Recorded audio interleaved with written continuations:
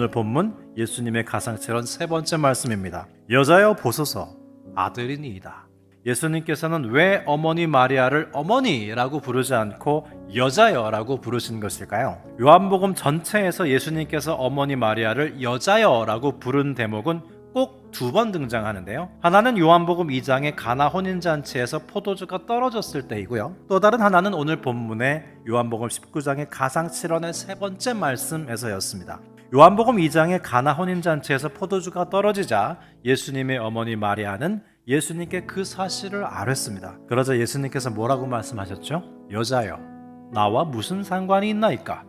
내 때가 아직 이르지 아니하였나이다 그랬습니다. 오늘 본문 요한복음 19장의 십자가에 달리신 상태로 어머니 마리아를 여자여라고 부르셨던 용어를 요한복음 2장으로 앞당겨 사용하심으로 앞으로 십자가에 달려 하실 일을 미리 내다보신 거였습니다. 즉 예수님께서는 가나 혼인잔치를 자신의 십자가 죽음과 연결시켰던 것입니다. 그러니까 예수님께서 어머니 마리아를 여자여라고 부르신 순간 예수님은 더 이상 마리아의 아들이 아니라 공생애를 시작한 하나님의 아들로서의 정체성을 표현하신 것이죠. 가상칠언의 세 번째 말씀은 어머니 마리아를 여자여라고 부르신 것으로 끝이지 아니하고 보소서 아들이니이다 하면서 예수님의 시선이 어머니 마리아에서 그의 사랑하시는 제자 요한을 향하고 있습니다.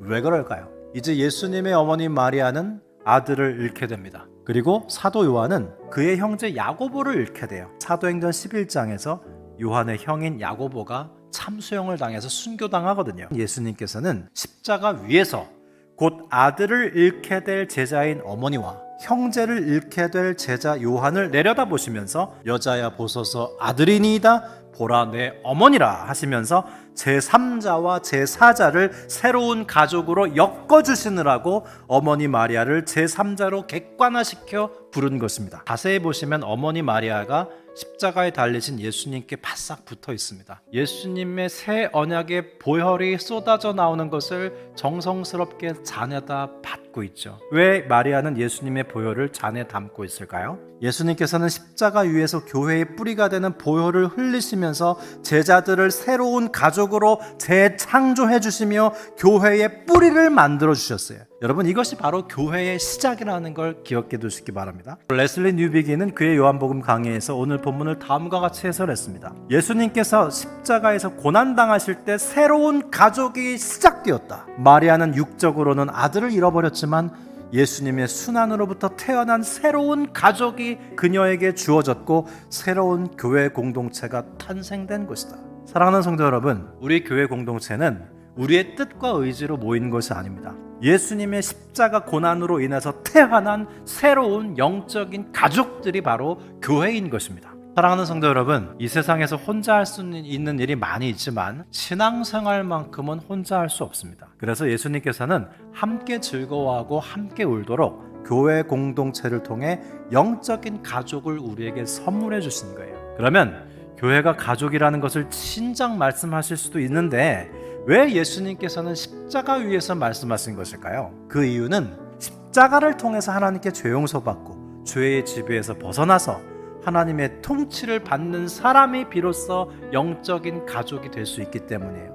하나님의 가족은요, 십자가 정신으로 운영됩니다. 십자가 정신을 통해 서로의 발을 씻기는 자기 부인과 섬김의 정신이 있을 때 비로소 우리는 진정한 영적 가족이 될 수 있는 것입니다. 전북 김제시에 가면 기억자교회라는 금산교회가 있습니다. 이 교회에 조덕삼 장로님이라는 분이 있었습니다. 그는 본래 유교 집안이었다가 예수님을 믿게 됐는데 마침 이 집에는 경상도 출신의 마부 이자익이라는 청년이 살고 있었습니다. 마부 이자익은 주인 조덕삼의 전도를 통해 예수님을 믿게 됐고요. 함께 금산교회를 출석했습니다. 어느덧 이 금산교회 교인 수가 200명이 되자 장로를 한 사람 세워야 했어요. 공교롭게도 장로 후보로 조덕삼과 마부 이자익 두 사람이 올랐습니다. 놀랍게도 마부 이자익이 표를 더 많이 얻었어요.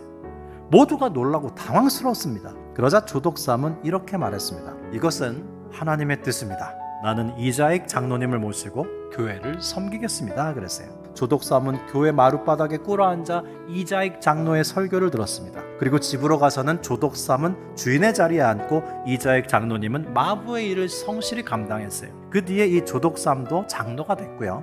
그는 마부 이자익을 평양신학교로 유학을 보내줬습니다. 그리고 이자익이 목사님이 되자 다시 금산교회의 담임 목사로 청빙했어요. 이것이 바로 십자가의 새 창조를 통해 제자들이 하나님의 가족이 된 모습이에요. 마부가 장로가 될 수도 있고 주인이 마부인 장로님을 섬길 수도 있는 겁니다. 어떻게 이런 일이 가능할까요? 십자가의 새 창조로 인해 서로의 발을 씻기는 자기 부인과 섬김의 정신으로 가능한 것입니다. 요즘 1인 가족들이 많이 늘어나는데요. 우리 홀로 사시는 1인 가구분들은 하나님께서 선물해 주신 이 교회 공동체를 가족으로 삼고 교회 공동체를 통해서 함질함을 하시며 사실 수 있기 바랍니다. 뿐만 아니라 여러분, 우리 인생의 구조는 세월이 갈수록 부모 형제와 사랑하는 사람들이 나보다 먼저 하늘나라로 떠나게 돼요. 그러면 우리는 홀로 남아 외롭게 살아야 할까요? 우리 주님께서는 우리를 고아와 같이 내버려 두지 아니하시고 교회 공동체를 통해 영적인 가족을 주신 것입니다. 우리를 교회로 새로운 영적 가족으로 묶어주시는 주님의 음성입니다. 여자여 보소서 아들이니이다. 보라 내 어머니라.